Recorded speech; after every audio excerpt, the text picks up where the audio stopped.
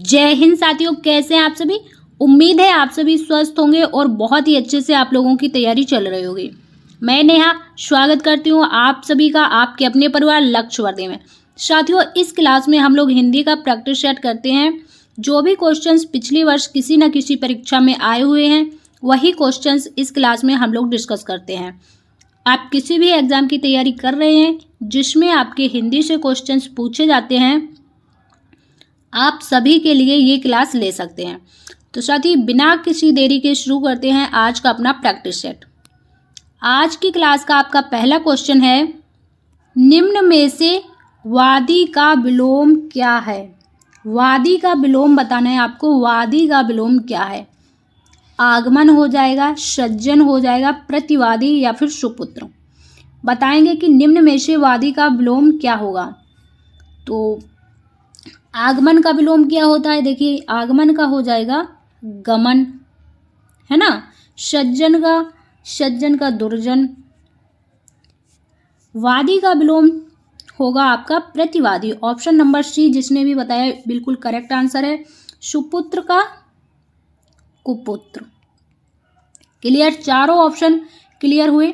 इसके बाद अगला क्वेश्चन है आपका, निम्नलिखित में से एक वाक्य अशुद्ध है, वो बताना है आपको। कौन सा वाक्य अशुद्ध है यानी कि गलत है? मोहन गेहूं पिसवाने चक्की पर गया, ये तो आपका सही है। निर्दय व्यक्ति से मित्रता नहीं करना चाहिए, ये भी सही बात है। उसके घर के पास एक मिठाई की दुकान है। देखिए, एक मिठाई नहीं होता, मिठाई की एक दुकान है। एक यहाँ पर आना चाहिए, यहाँ पर एक गलत है। तो यही आपके क्वेश्चन का आंसर हो जाएगा option number C. Option number C आपके क्वेश्चन का बिल्कुल सही आंसर हो जाएगा। क्लियर? अगला क्वेश्चन है आपका, जिसका अनुभव इंद्रियों द्वारा ना हो सके, वाक्यांश के लिए एक शब्द होगा। जिसका अनुभव इंद्रियों द्वारा ना हो सके, उस वाक्यांश के लिए एक शब्द बताना है आपको। अतीन्द्रिय, जितेंद्र, परिमेय या फिर इनमें से कोई नहीं। तो देखिए, जितेंद्रिय किसे कहते हैं? जितेंद्रिय जिसने इंद्रियों को जीत लिया हो, है ना, उसी को जितेंद्रिय कहते हैं। तो अनुभव इंद्रियों द्वारा ना हो सके, उसके लिए एक शब्द होगा आपका अतीन्द्रिय। ऑप्शन नंबर ए आपके क्वेश्चन का बिल्कुल सही आंसर यहाँ पर हो जाएगा। अगला क्वेश्चन है आपका, निम्नलिखित में से तत्सम, तद्भव, तत्सम का सही युग्म कौन सा है? आपको बताना है तद्भव और तत्सम का सही युग्म कौन सा है। देखिए, चार ऑप्शन है आपके सामने। विर्षणा का तत्सम क्या होगा? ये तो आपका तद्भव है। विर्षणा का तत्सम भुलाव नहीं होगा, बल्कि क्या होगा? विस्मृति। क्या हो जाएगा?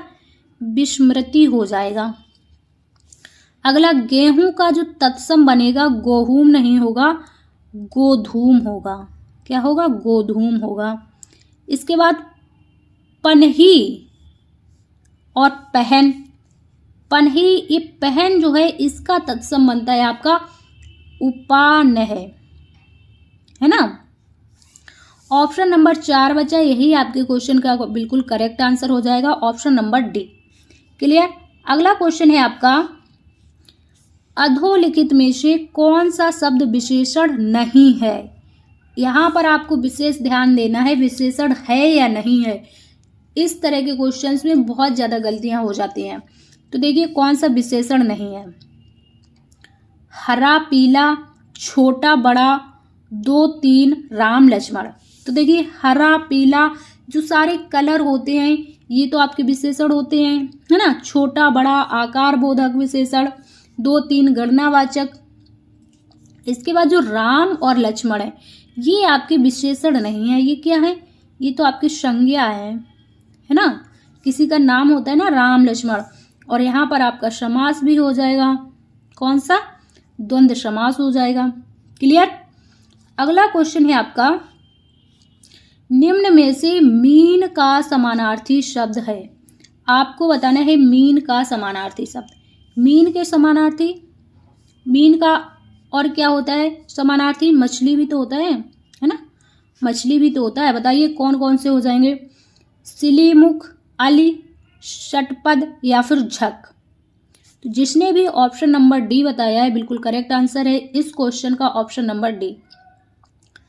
झक जो है ये आपके क्वेश्चन का बिल्कुल सही आंसर है, मीन का समानार्थी है।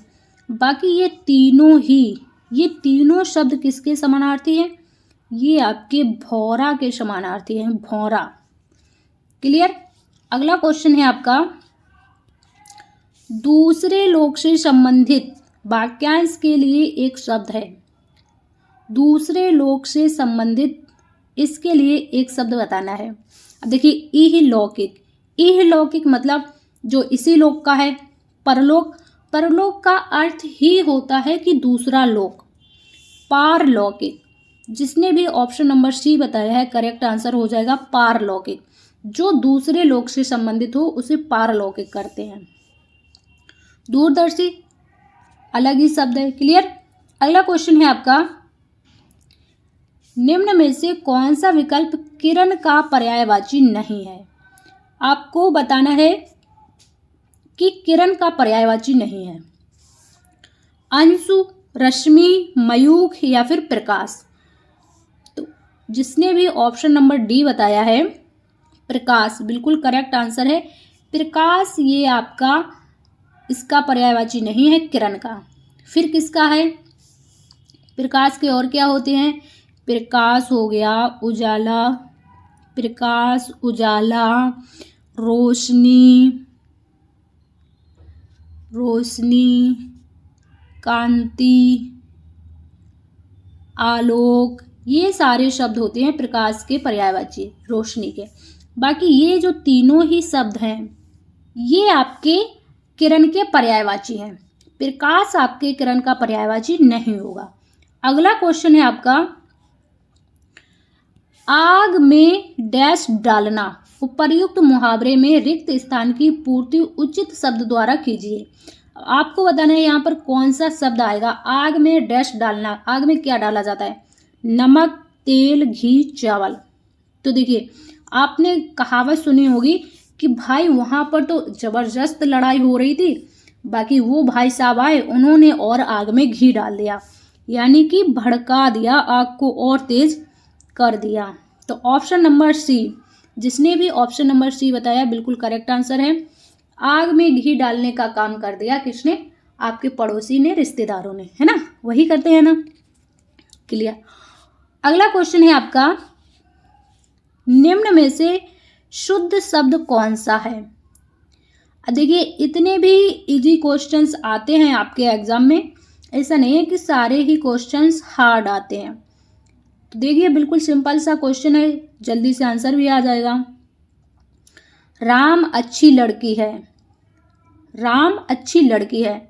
भाई राम तो यहाँ पर आपका पुल्लिंग है, लड़की कैसे हो जाएगा राम, है ना? राम अच्छे लड़का है, राम एक वचन में है, अच्छे बहुवचन नहीं होगा।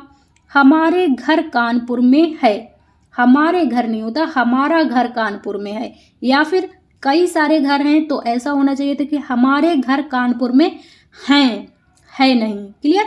राम अच्छा लड़का है, ऑप्शन नंबर डी बिल्कुल आपके क्वेश्चन का सही आंसर हो जाएगा। देखिए, जो शुद्ध ये अशुद्धियां होती है, कैसे कैसे आप इन्हें वाक्यों में पहचान सकते हैं। एक तो आपकी संज्ञा संबंधी अशुद्धि हो जाएगी, है ना? सर्वनाम संबंधी भी अशुद्धि आपको देखने के लिए मिल जाएगी। संज्ञा, सर्वनाम, लिंग, वचन, लिंग, वचन, पद क्रम, पद नहीं सही से लिखे होंगे, आगे पीछे लिखे होंगे, पद क्रम, या फिर विशेषण, वर्तनी, इन सभी संबंधी जो है त्रुटियां हो सकती हैं आपके वाक्य में। तो आपको ध्यान से देखना होता है कि कौन सा वाक्य शुद्ध है, कौन सा अशुद्ध है। क्लियर? तो साथियों, ये था हमारा आज का हिंदी का प्रैक्टिस सेट। आज की क्लास में आपने कितने क्वेश्चन कर पाए हैं कमेंट बॉक्स में ज़रूर बताइएगा, और क्लास आपको कैसी लगी है ये भी ज़रूर बताइएगा। क्लास पसंद आई हो तो क्लास को ज़्यादा से ज़्यादा लाइक और शेयर कीजिएगा। चैनल पर यदि नए हैं तो चैनल को सब्सक्राइब कर लीजिए। हम मिलेंगे आपसे नेक्स्ट क्लास में। जब तक के लिए स्वस्थ रहिए और अच्छे से अपनी तैयारी करते रहिए। जय हिंद साथियों।